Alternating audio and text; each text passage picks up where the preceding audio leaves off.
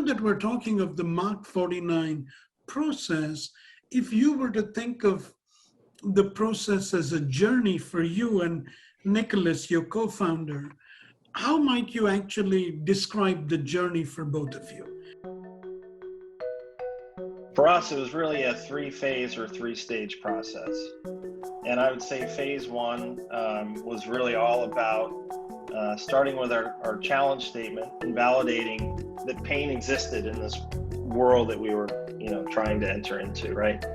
So spending a lot of time validating that pain.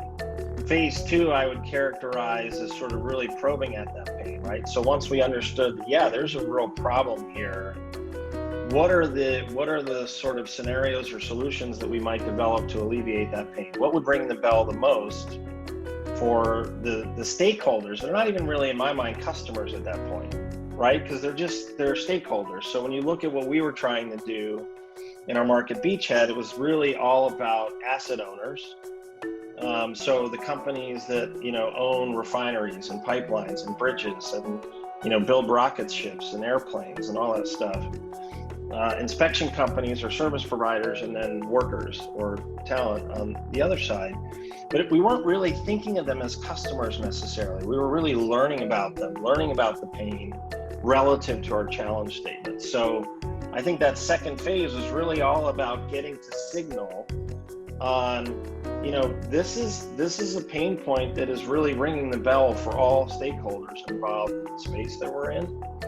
And then the third, to me it's about, okay, now that you've validated the pain and you've dialed in on, if we built this, they might not come necessarily, it's never a guarantee, but at the very least, the prototype testing and feedback we were getting gave us really strong signal that, again, not only did they have this pain, but if there were something like this available to them, not only would it mitigate their pain, but they would use it or pay you for it, right? And you never really know. I mean, you're getting NPS scores, you're getting sort of various metrics, but it's that third phase that, that's where you really start thinking about building a business. What's the business model?